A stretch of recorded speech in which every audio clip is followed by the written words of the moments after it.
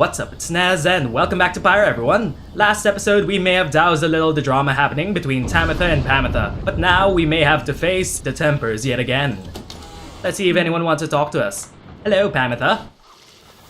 Despite Pamitha's mental conditioning, you can tell something is troubling her.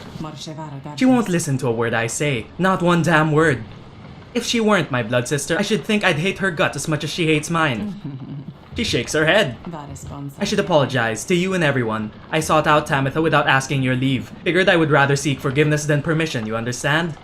My attempts with Tamitha didn't amount to much, as you well saw. So at this point, I'm hoping you'll be more accepting of apologies than she. Though tell me something, reader darling. Do you suppose I'm going to betray you? You may know better than I do at this point. Tamitha wishes to know where you think her loyalties lie. Say that you trust her. Loyalty has to be earned. You believe she will stand with the Nightwings. Admit to having reservations. She has made quite clear that her priority is to her blood sister. We trust you, Pamitha. You joined us. You've been fighting with us. We trust you wholeheartedly. You expressed to Pamitha that you do not view her efforts to make peace with Tamitha as being contradictory to the group's larger goals. You understand why she did what she did. She says nothing for a while. That's kind of you to say, darling. May the others see it with such generosity. But if they don't, you need but tell me to depart and I'll be on my way. However, I've a promise that I wish to make with you. You let me stay and I'll see this through with all of you, no matter where we all end up. I'll be on the roof for a bit, I think. You take care too, darling. Despite Pamitha's disappointment with the outcome of her confrontation with her blood sister, you sense she is less troubled now after your brief conversation. Well, Pamitha, we'll take care of Tamitha sooner or later, but for now, we have our own business to take care of with the Tempers. Let's take off, everyone, and go to the Deathless Tempest. To the Isle of Kaelmer. Onwards we go. Should we bump into one of those flying caravans? Nope, I don't want to bump into anyone anymore. Let's just keep going. Onwards we go in this storm. It's still stormy. What could be happening? Are we nearing the end of the game? Well, whatever. We still have a few more people we want to send back. Hopefully we can send everyone off. Alfred joins you as you soar high above the storm-ravaged waters on approach to the infamous Isle of Kaelmer. Among its cursed qualities, it seems this wretched storm means I cannot rightly smoke. One of the downsides, small misfortunes, I suppose. The wagon's drive-imps seem to not mind, at least. In fact, they seem more animated than usual, sir. Perhaps they feel some sort of connection to this place. Tarek, do you suppose the Tempers were able to make it here intact? They ought to have seen it in the stars, though we shall soon know for certain. That we shall. Take us in, please, reader. Landing we go. Should we land over here in the Bar Brief? Bertrude thinks this shall be the quickest route, leaving you with time for your vocations. Land we go. The Deathless Tempest. You make landing within the Deathless Tempest, far west of where you first breached through the shores beyond. You wonder which sort of celestial landmark lies hidden amid these waters, though for now you have some time left before continuing onward. Should we explore the Bar Reef? Yes, we shall. You and Bertrude make a quick search of the eerie stillness of Bar Reef. However, you find nothing of note. Uneventful. Fine. You soon return to the Black Wagon, where the others are preoccupied with their own pursuits. You should have enough time to pursue your vocations. Let's pursue our vocations, or should we talk to someone first? Hello there, Big Bertrude. You approach Bertrude just as she has finished polishing the various bottles, flasks, and vials that your fellow exile have collected during your travels through the downside. The evidence of thy travails, how brazenly ye put them on display. Ye attempt these lands to swallow ye. She lets out a long sigh. What is it, Big Bertrude? Nonetheless, these trinkets stir our memories, not merely of these lands, but of the country whence we came. Know, reading one, that we are here because of Sandalwood. We met him long ago within the southern bogs. He offered many courtesies, and in exchange we found agreeable. We sought then certain regents, necessary to our studies of the heaven and earth. And he knew where to procure them. In exchange, we were to boil for him our finest inks, a certain recipe notorious yet secret. Its stain could never be removed. Oh, but the Commonwealth misliked it. 'Twas then we first began collecting samples of the regions of the downside, where Sandalwood was ever true to his word. Long had we studied this accursed place, Black Basin, the chaos of the Deathless Tempest, and the richness of the bogs of Flagging Hands, lands so far away and yet They called for us. If Molten Melith was able to traverse the downside in its entirety an age ago, then surely it was not beyond reckoning that we could do the same. Furthermore, But she hesitates. it matters not, Reading One. Thou hast indulged our tales long enough for now. She slithers away without further explanation. She seems reluctant to discuss the circumstances of her past with Volfred, yet you sense that she is here by choice. Big Bertrude, what could Sandalwood have offered you in exchange for your help?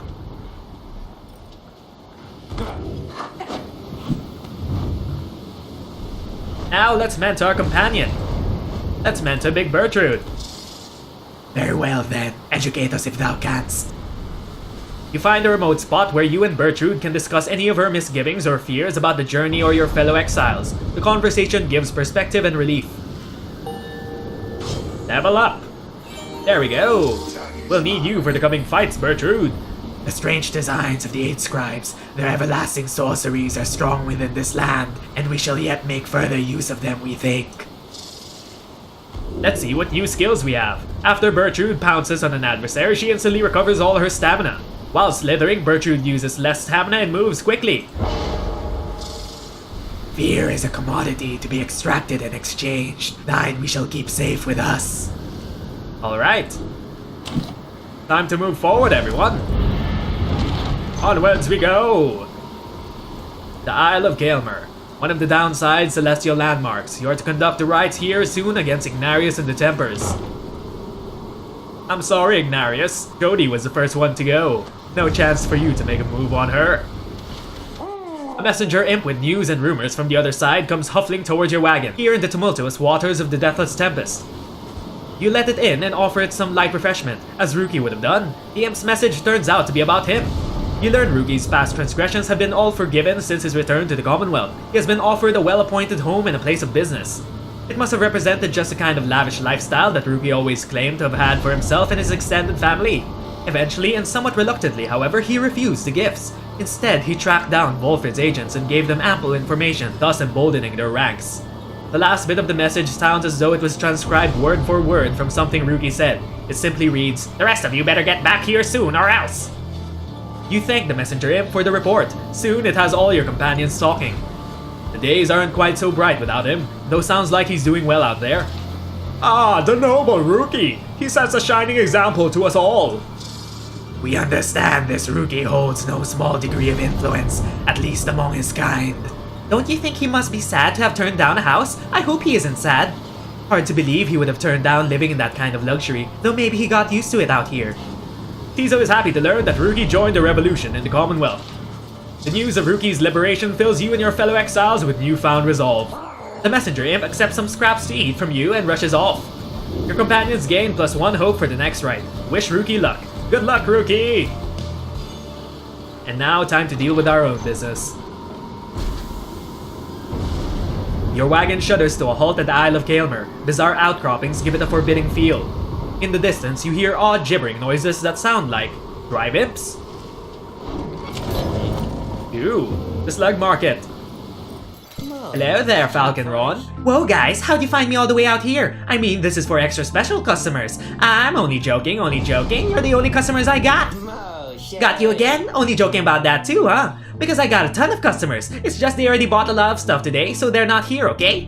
Anyways, I just got in a little something here which maybe you'll be into. Been hearing about these little numbers for a while, check them out. He reveals to you a set of twin rings, jeweled band and ruined band. Pair talisman, grants the bearer 2 presence, 2 quickness, 2 hope. At the start of a round, briefly gains stamina if an ally has the ruined band. Infinite stamina, really?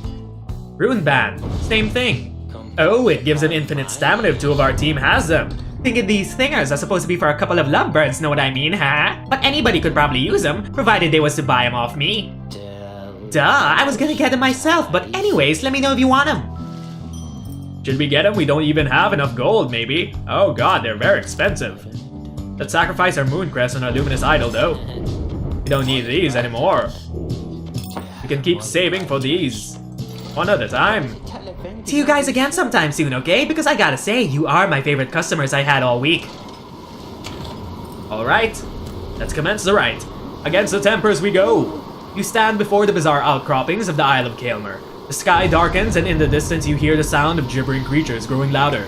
The sound of it is unnerving enough that your fellow exiles remain quiet, their eyes affixed to the stars above. Soon, something in the sky above begins to stir.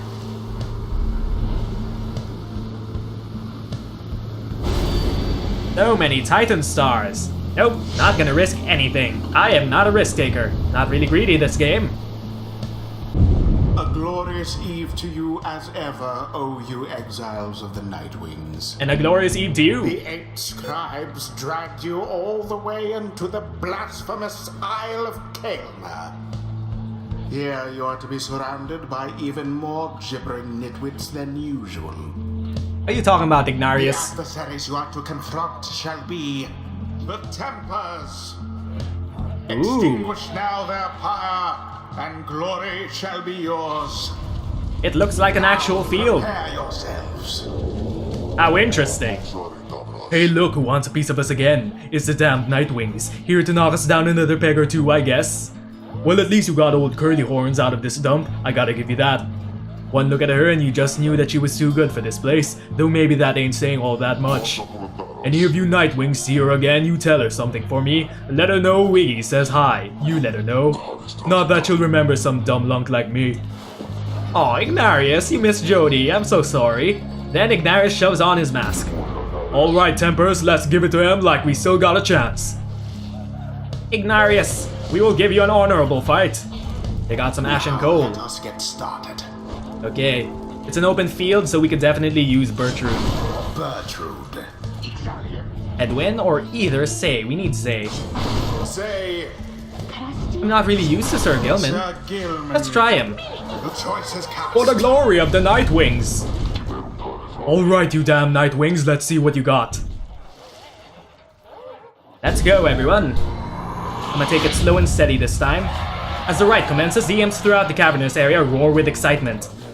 Our struggles and our plan, mere entertainment to these lonesome creatures. Begging your pardon, sir, the imps of the Isle are quite passionate about the rites. Just now they offered a bounty and Sol, if our triumvirate proves worthy.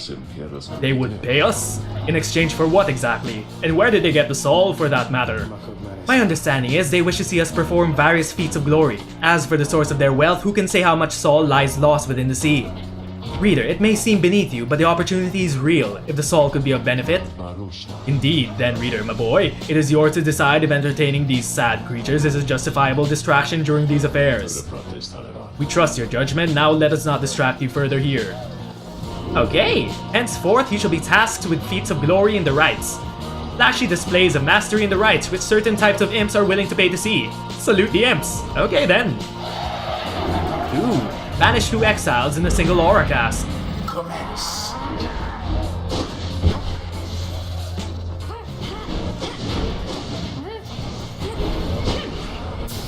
There you go. Oh. No! Take that. Let's keep on going. No! Uh-oh, we got killed. Holy shit. They're gonna get a point. An inauspicious start. Okay.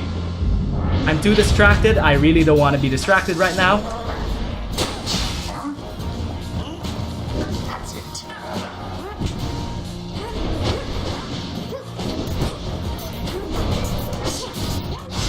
There we go. Rude predicament for the Tempers.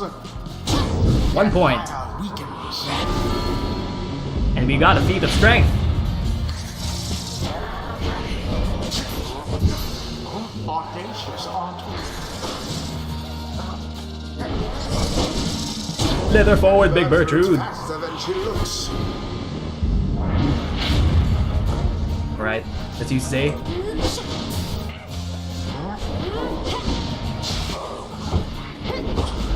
Go! There we go. Blow against the adversary's power. 65 points left. Do you believe you can prevail in this?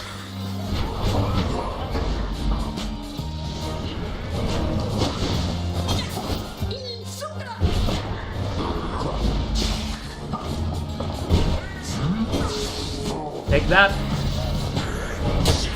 Oh no. Glorious. There we go.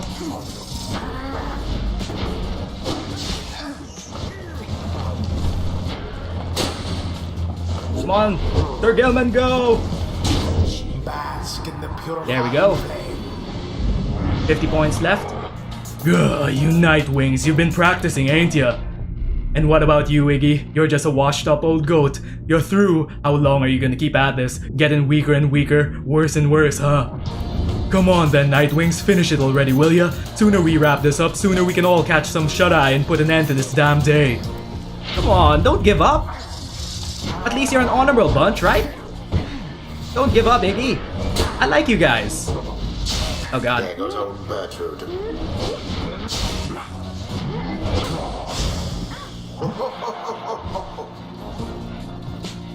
Uh-oh. Take that. Slither onwards, Bertrude. Spectacularly. There we go. 20 more points to go. The imps grow more and more agitated with each passing moment. Some start spilling on the sacred grounds. Oh, I hate these things. Go on, get out of here. We're in the middle of something here. Even more imps are coming. Holy shit, more imps. What are those blasted creatures doing? Fucking imps. This is a sacred tradition. Oh Not god. some boorish spectacle. Take that. No. Your pyre weakens. Okay. We let them pass through.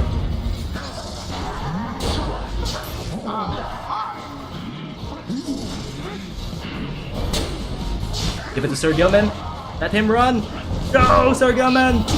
Headlong goes Sir Gilman into flame. 5 more points to go. Now go on, just once more.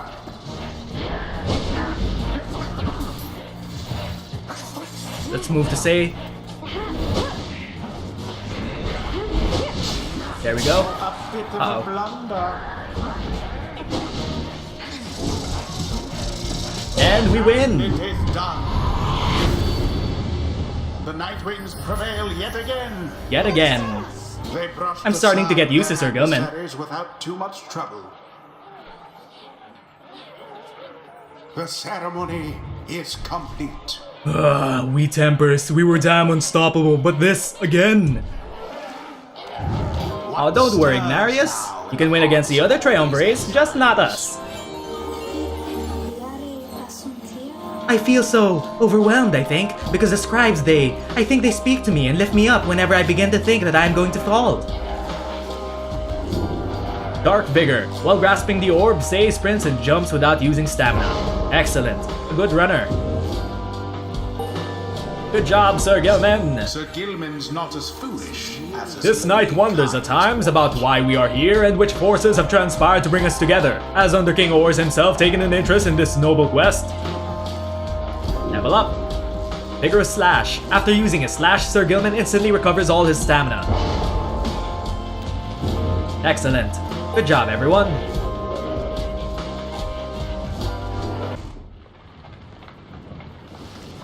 After you and your fellow exiles defeated the Tempers, you find the lone minstrel tending to one of your own.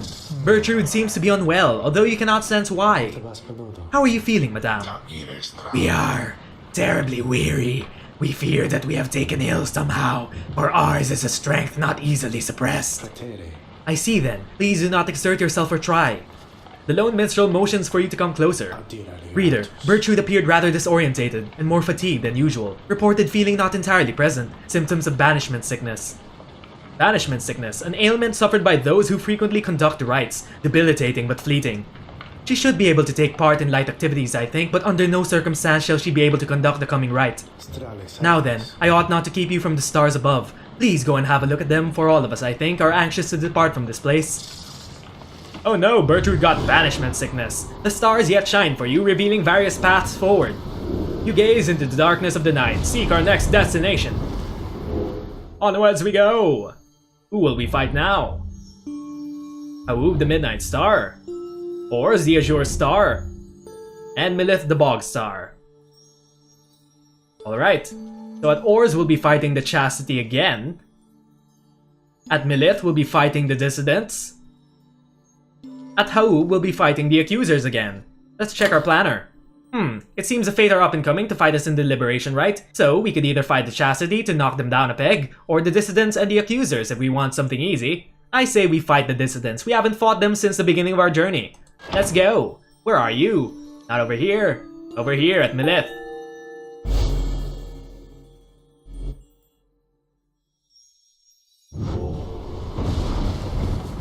That Barker Ashballs and his dissidents are frankly a disgrace to the tradition of the rites. They care not for the path, but only for the glory.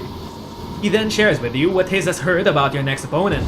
Barker Ashballs, a volatile cur whose pack, the dissidents, conduct the rites more so for thrill than freedom. Back on the other side, Barker never quite took to the culture of the Commonwealth and often ran afoul of the law for various acts of boorishness and vandalism. He always promised to go straight, and in time he found a certain niche, for he was an accomplished hunter.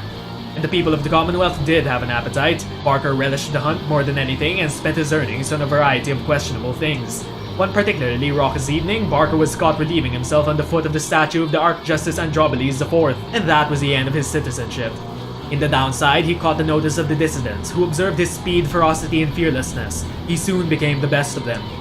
Barker's reputation grew among the exiled curs of the Jamur Valley region, where he is feared and unafraid of taking what he wants.